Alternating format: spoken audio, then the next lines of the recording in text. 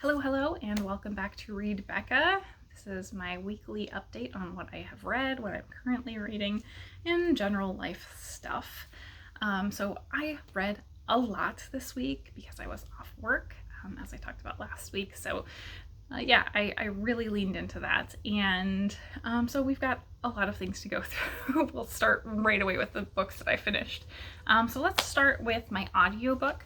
I read The Storyteller by Dave Grohl, and I absolutely loved this. I kind of knew and expected that this was going to be a great read for me. I'm a huge fan of Dave as a musician, as a person. So hearing this kind of account of his coming up as a musician from childhood and on to today as a parent, his fatherhood journey was really great, and kind of seeing his own children develop as musicians was really, really cool. I think it was really neat to see him process. Obviously, he told stories about everything that happened with joining Nirvana and everything with Kurt, both life and his death. But he talked about it in a way that really focused on his emotions about it and his own processing what was happening, and not as much about his perception of, Kurt's state at the time. And so I think that was great. It meant that Kurt was kind of present in this account of his life, but he didn't really focus on that. So I think that was a great introspective way of handling that. So I really enjoyed this. And like I said, that was completely expected, but I did do this on audiobook because it is read by Dave himself, and I would highly, highly recommend going into it that way. It was wonderful. So onward to all of my millions of books here. I had, first up, the one that I was reading for a long time. I finally finished God's War by Cameron Hurley, and I did like this. I think I was a little mixed on it though. I really loved the ideas of this. So this is in kind of a maybe futuristic world. It's a very like sci-fi fantasy mix, where we have shapeshifters, we have magicians. Our character here, Reese, is a magician, and Nyx is a former government assassin who's been kind of shamed and is now a bounty hunter. And so she has taken on this magician because he's kind of a second-rate magician into her crew. He couldn't get a better job, basically. And they're very much opposites. And so she volunteered to go to war, and he is a draft dodger who is from the enemy side, basically, and is only there where she is because he fled and didn't want to join the war effort. And that war is really between two nations that have different interpretations of an Islam-like religion. So it's this God's War is very much a religious difference between these two nations, and it's been going on for ages. And so they have this really disposable society where there are like gene pirates and people doing back alley organ transplants and that kind of thing. But in this setting, she's been hired to find someone who is not from their planet, and this group from another planet is there because they know something about this religion. And I didn't really get the bead fully on what their purpose is, and I think that is going to get fleshed out more as the trilogy goes along. I think this is a trilogy. So that part I don't really have a good sense of, and I think a flaw here was that I didn't get a good sense of the overall like plot coming together. It felt very much like one fight scene after another. So for me, this read a lot like urban fantasy, even though it's really not. The magic was very cool. So they use bugs for everything in this. If you're squeamish about bugs, you should not read this because they use bugs for energy, for fuel. They use them, the magicians use swarms of bugs. They use toxic bugs to drug people. They eat bugs, so, which I'm not squeamish about at all, but yeah, if you are squeamish at all about that, yeah, don't read this for sure. So I thought from an ideas perspective, it was great. The execution, not quite as much, but I did like this book, and I think I will continue on with the series. So next I have Leave the World Behind by Rumaan Alam, and this is kind of an apocalyptic novel-ish. The story here is that we have a family who's going to an Airbnb, and I think most people will have seen some people talking about this, and they're enjoying this Airbnb, and then a couple show up, a Black couple, and they are claiming that the house is theirs, and they just want to shelter there for a while because something is going on in the outside world. And everything that I had heard before really made it sound like there was a possibility that this couple who showed up were scamming the family that are staying at the Airbnb. And it's very much is not that. So right away, we have indications that there is actually something going on in the outside world. So there are like phone alerts, even though their service is spotty, of course, you know, things like that. So that really was different than I was sold on. So as well, I think the race element, this is a white family, and they have kind of feelings that make them uncomfortable about the fact that this elder Black couple, they have preconceptions about them and whether they think they could actually own this house, this very fancy house, and who they think these people are. So it does actually interact with that a little bit, but not anywhere near as much as I really expected it to. So what I actually loved about this was at the prose level, the writing is so incredible. I just loved it. It was so different than anything I had ever read before. It spends a huge amount of time at the beginning. It's them in the car heading to this Airbnb, and it describes each of the individuals. So it's the two parents, Amanda and Clay, and their two teenage children, and it talks about their scents commingling in the closed environment of the car for like a page. It talks through every single thing that Amanda gets at the store when she runs to the store to pick up groceries to stock the fridge. So very mundane details that it handles in a really interesting way. It doesn't feel like it's just listing things off. So I liked that. I also liked seeing the way their perceptions of the situation evolved in relationship to seeing the outside world change as they kind of have more and more understanding of what's going on outside. It really evolves their relationship to each other and their perception of each other. And so that was really interesting. What I really didn't like about this is that the characters kind of felt really caricature-y. So Clay, starting off, he very much has this this modern progressive, I guess, white man situation where he goes out and gets lost, and he is thinking about asking for directions, but then he doesn't feel like he can, but then he gets home and he feels shame about not having asked for directions and shame about feeling like he can't talk to them about the fact that he didn't ask for directions. And so it just didn't feel very natural to me. And then, you know, Amanda, same thing, like there were just weird moments, like at one point she's naked and she's thinking about how she can't admit that it's shameful that she's naked. Like, yeah, you can, that would be fine. It's not normal to be wandering around the house naked, especially if your teenage kids are around, right? Yeah, and so there were just weird moments like that just did not work for me. There was also the fact that, I guess I don't think this is really a spoiler. This is kind of something you need to know going in, and I wish I had known going in. You don't get all the answers for sure in the end. So we don't fully understand what's going on. As well, there was something in the narrative voice that I really, really hated. And so it was pretty much an enjoyable experience, middle of the road, but the one thing I did absolutely hate was that it's kind of a third person omniscient, I guess, where they will mention something back in their life at home, like their dry cleaner, and then the narrative will go, but they couldn't possibly know that at this time this is what's actually happening with their dry cleaner. And it's just it seemed cheesy, and it completely took me out of the moment. So I really didn't like that. So overall, I thought it was interesting. I loved the writing. I think I would definitely try something from this author again, but the book as a whole just didn't grab me. So the next one I have is Winter Counts by David Heska, Wanbli, Weiden. And this one is, I think this was billed too much as a thriller versus crime. I think this is much more of a crime novel.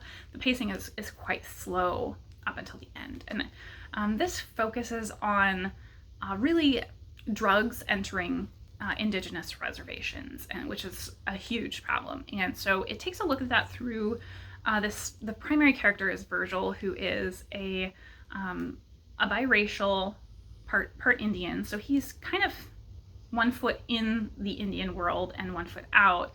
And so he's not quite accepted by his own people. And he as well kind of has a bad reputation because he is this like fixer. He's a hired thug, basically, is what he does for money. So if you need somebody beaten up, you come to Virgil. And so somebody comes to him seeking help because they have a family member who was negatively affected by drugs, obviously. And so he's been pointed to one person that he's supposed to take care of, right? And he starts looking into this, and he begins to have a personal connection to what's going on, and realizes that this is a lot bigger than just this one person he's been set to target. And so things kind of expand from there. So what this does very, very well, I think, and it kind of conflicts me because it's something that it did really well, but something that I didn't get along with is that it got across how complicated the power structure is within the reservation, and that their power is really not based on anything tangible. It's just sort of, people know who the people with power are, and they defer to them. And it actively hurts people that things are that way, and how much corruption there is within the power structure, how much people are taking advantage of each other, and it's just actively hurting people. And so I really didn't like that, reading about that, really. And that's something I know is accurate. I grew up, I was about 30 minutes from the nearest town, and on either direction, and on either side, just past the towns, were reservations. So I grew up very near those type of situations, and saw the problems there, and was a babysitter for a tribal policeman as well. And so I saw the challenges they had there, and it talks quite a lot about how the tribal justice system is so broken, because their hands are tied to prosecute certain types of crimes, because they can only go to a certain level, and they can only prosecute with such significant punishments that then it goes up to federal level, and the federal level will not prosecute for things. So they're very limited, and they feel like they have to turn to people like Virgil for vigilante justice. And so that's really something that this is covering very well, I think. And so in addition to that, I felt like it undercut itself in that, because he says so many times how the cops won't get involved and how the cops won't bring justice. But then the cops get involved almost immediately when something happens in this. And so it just really contradicts itself there. So I thought that we had a lot of positives, but for me, I just didn't get along with this story. It reminded me a lot of my experience with the show Atlanta, where I think the performances in that show are so good, but I root for the main character to fail, and so I could not watch it past the first couple of episodes, because the correct outcome, he's making completely impractical choices, and he's doing terrible things, and the outcome should be that he fails. But so same deal with this one. It was just a personal thing that I could not get along with, either the character really or the plot. So I think it was probably a good book, but not for me.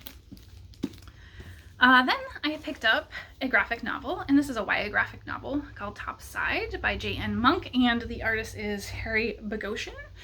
And this one I picked up completely randomly because it's blurbed by Jeff Vandermeer. So really random to pick up. I knew nothing about this going in. So our protagonist is Josephine, and this reminded me a little bit of Made in Abyss, the manga or anime, because Josephine is this child who is trained to repair things, and her family and all the people she knows live underground, and so all their systems are constantly breaking, and it's very tenuous for them. But Topside, which is above ground, is known to be extremely dangerous. And so one day, Josephine is trying to do her repairs and make enough money, and she thinks she's like the best fixer, basically. She's got a little high view of herself where she thinks people should just give her all the supplies and let her fix things, and she would be able to do that.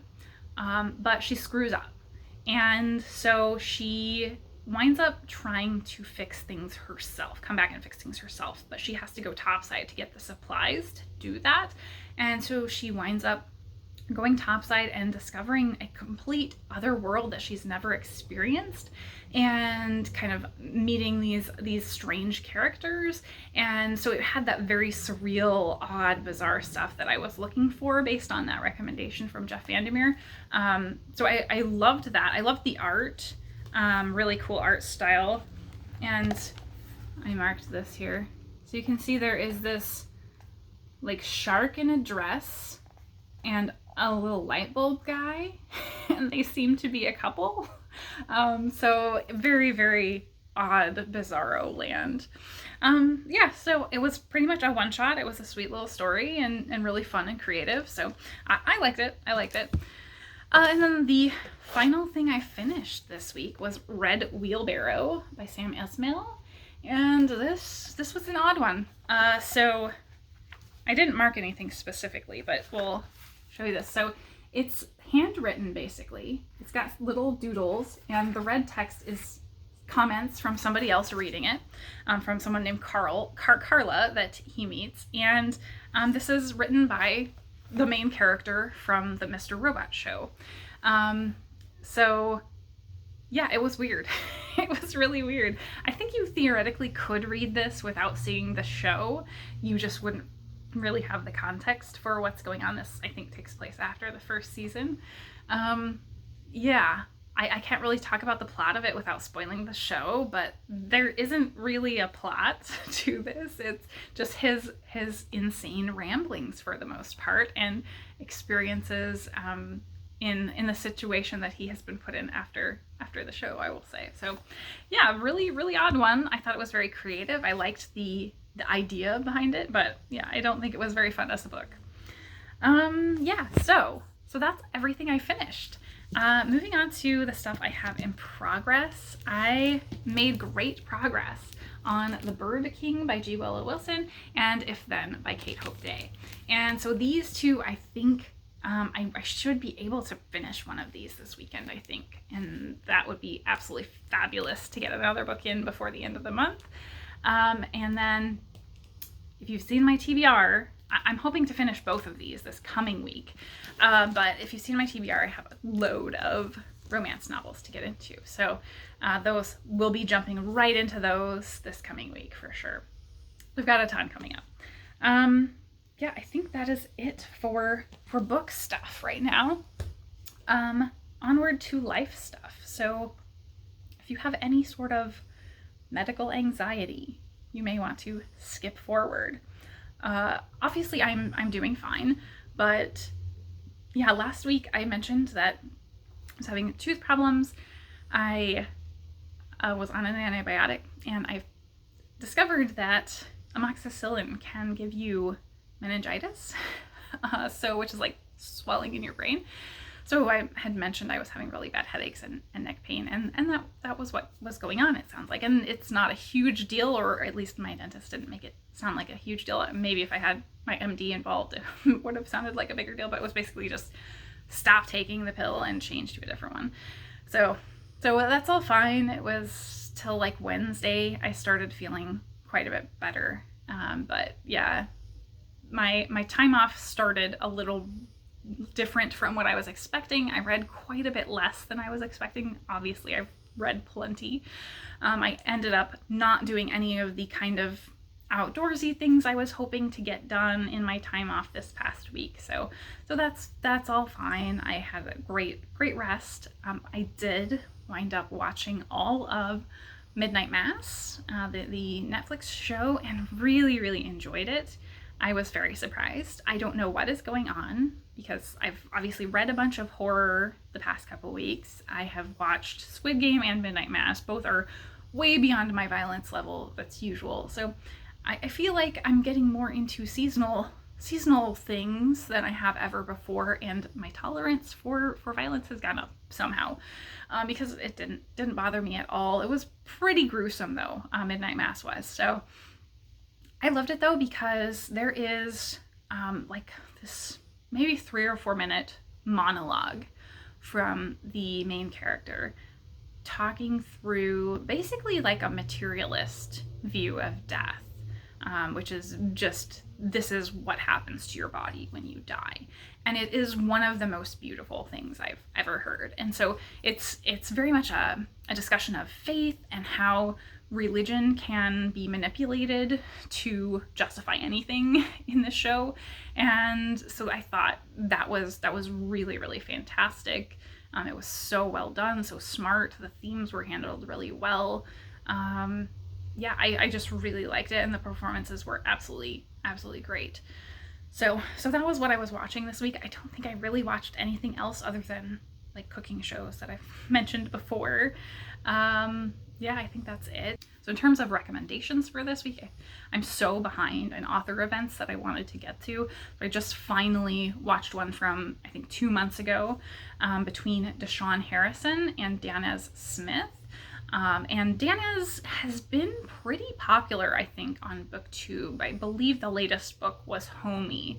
And they're both non-binary authors, and Deshawn was there discussing and touring for their book, The Belly of the Beast, which is all about how the anti-fatness movement is really something to do with anti-blackness, more than anything. So I know there is another popular book that is on that topic that I've seen elsewhere. I've never seen anybody talk about this one particularly, and I can't remember the title of that other book, but it's really fascinating topic, and they did a reading, and just the discussion was so wonderful. So that is one that I think I really want to try to pick up in Nonfiction November. So if you're still looking for topics there, I think that would be a good one.